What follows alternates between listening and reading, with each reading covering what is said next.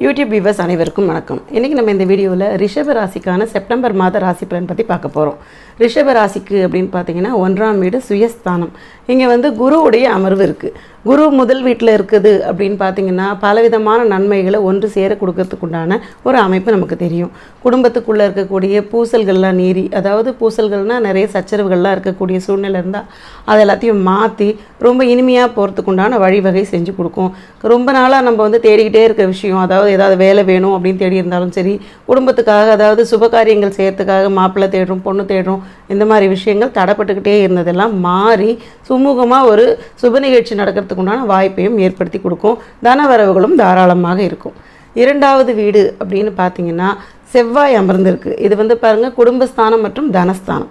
இந்த இடத்துல செவ்வாய் இருக்குது அப்படின்னும் பொழுது நம்ம ஃபஸ்ட்டு பண ரீதியான முன்னேற்றங்கள் நல்லபடியாக இருக்கிறதுக்கு உண்டான வாய்ப்புகள் உண்டு. செவ்வாய் அமர்வுன்னா புதிய வண்டி வாகனம் வாங்கிறதுக்கு உண்டான வாய்ப்பை ஏற்படுத்தி கொடுக்கும். சொந்த தொழில் செய்யக்கூடியவங்களுக்கு அது முன்னேற்றம் அடைகிறதுக்கு உண்டான சான்ஸ் ரொம்ப ஜாஸ்தியாக நீங்கள் முதலீடு செய்யறதுக்கு உண்டான வாய்ப்புகள்.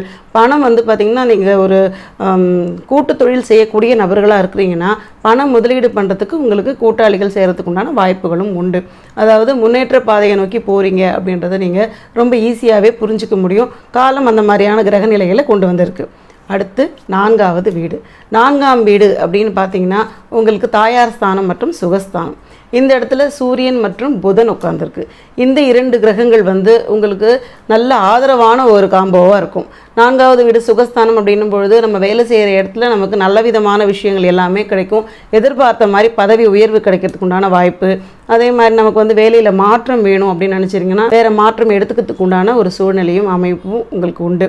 அதே மாதிரி குடும்பத்துக்கு உள்ளவங்க அப்படின்னு பார்த்தீங்கன்னா அப்பாவோட சப்போர்ட் நல்லா கிடைக்கும். மாமனார்கிட்டேருந்தும் சப்போர்ட் நிறைய கிடைக்கும். குடும்ப தொழில் செய்யக்கூடிய நபர்களுக்கு அப்பாவோட தொழிலை நீங்கள் கையில் எடுத்து செய்யறதுக்கு உண்டான சூழ்நிலையும் கண்டிப்பான முறையில் நடைபெறும். குழந்தைக்காக காத்திருக்க நபர்களுக்கு குழந்தை பாக்கியம் கிடைக்கிறதுக்கு உண்டான வாய்ப்புகள் உண்டு. பிள்ளைகளால் பெருமை ஏற்படக்கூடிய சூழ்நிலை அப்படின்னு சொல்லுவீங்களா. இந்த புதனுடைய அமர்வு 4ல் இருக்குது அப்படின்னு பார்க்கும் பொழுது நமக்கு குழந்தைகளால் பெருமைப்படக்கூடிய சூழ்நிலை, குழந்தை பிறப்பு, இந்த மாதிரி நல்ல விஷயங்கள் கண்டிப்பான முறையில் உண்டு. கடன் அடையிறதுக்கு உண்டான ஒரு சூழ்நிலையும் ஏற்படுறதுக்கு உண்டான சான்சஸ் இருக்குது. சுகஸ்தானம் அப்படின்னு பார்க்கும் பொழுதே நம்ம நிம்மதியாக இருக்கிறதுக்கு என்னென்ன தேவைகளோ இந்த புதனுடைய காரகத்துவம் சூரியனுடைய காரகத்துவம் எல்லாமே நமக்கு ஒன்று சேர கிடைக்கிறதுக்கு உண்டான வாய்ப்புகள் உண்டு. தலைமை பொறுப்புகள் வரத்துக்கு உண்டான வாய்ப்புகளும் அதிகமாகவே இருக்குது. 5வது வீடு அப்படின்னு பார்த்தீங்கன்னா பூர்வ புண்ணியஸ்தானம் மற்றும் புத்திரஸ்தானம். இந்த இடத்துல சுக்கிரன் மற்றும் கேது இணைவாக உட்காந்துருக்கு. சுக்கிரன் நீச நிலைமையில இருக்குது அப்படின்னாலும் குருவுடைய பார்வை 5வது பார்வை கிடைக்கிற காரணத்தினால நீசம் பார்த்திங்கன்னா நமக்கு பலன் கொடுக்கறதுக்கு உண்டான வாய்ப்புகள் அளவுக்கு அதிகமாகவே இருக்குது. நமக்கு பார்த்திங்கன்னா 5ல் சுக்கிரன் ஆக்டிவேட் ஆகும்போது பண ரீதியான முன்னேற்றங்கள் நிச்சயமாக உண்டு. எதிர்பார்த்த மாதிரி நீங்கள் ரொம்ப நாளாக பிளான் பண்ணிக்கிட்டே இருக்கீங்க, நிலம் வாங்கணும் அப்படி இல்லைன்னா ஏதாவது ஃப்ளாட் வாங்கணும், நகை வாங்கணும், இந்த 3ல் ஏதாவது ஒரு விஷயத்தை வாங்கணும்னு நினச்சி பிளான் பண்ணிங்கன்னா அது கண்டிப்பான முறையில் நடந்தே தீரும். இந்த சுக்கிரனுடைய அமர்வு நம்ம பொதுவாக சொல்லுவோம் இல்லைங்களா, போன மாதம் நல்லா இருந்தது, இந்த மாதம் கொஞ்சம் டவுனாக இருக்குது அப்படின்லாம் சொல்லுவோம் பாருங்கள். இது இந்த சின்ன சின்ன கிரகங்கள் அமரக்கூடிய அந்த பார்வை நமக்கு கரெக்டாக ராசிக்கு படணும். இந்த மாதிரிலாம் படுற சமயத்தில் தான் நமக்கு அந்த மாதம் நல்லா போச்சு அப்படின்னு சொல்லுவோம் பாருங்கள். அந்த மாதிரியான சூழ்நிலை இப்போ சுக்கிரன் அமர்ந்திருக்கிறதுனால பண ரீதியான முன்னேற்றங்களை ஏற்படுத்துக்குண்டான ஒரு நல்ல கிரக நிலை அப்படின்னு சொல்லலாம். கேது இருக்குது அப்படின்னு பார்த்தீங்கன்னா சில விஷயங்கள் டக்குன்னு கிடைக்காத மாதிரியான சிச்சுவேஷன் இருக்கும். அதாவது இன்றைக்கி ஒரு விஷயம் எதிர்பார்க்கணும், இன்றைக்கி வராமல் இன்றைக்கி சாயந்தரம் வரும், இல்லை நாளைக்கு வரும். இந்த அளவுக்கு சின்ன சின்ன தடைகள் வரதுக்கு உண்டான வாய்ப்பு இருக்குது. ஆனால் வர வேண்டிய விஷயங்கள் மொத்தமாக தடைப்படுறதுக்கு உண்டான வாய்ப்புகள்லாம் கிடையாது. 9ஆம் வீடு பாக்யஸ்தானம் மற்றும் பித்ருஸ்தானம். இந்த இடத்துல பார்த்தீங்கன்னா சனியுடைய அமர்வு இருக்குது. சனி பார்த்தீங்கன்னா பாக்யஸ்தானத்தில் அமர்ந்திருக்கும் போது நியாயமாக உங்களுக்கு என்னென்ன சேரணுமோ உங்களுக்கு வர வேண்டிய விஷயங்கள் அத்தனையுமே தங்கு தடை இல்லாமல் வாங்கி கொடுப்பாங்க.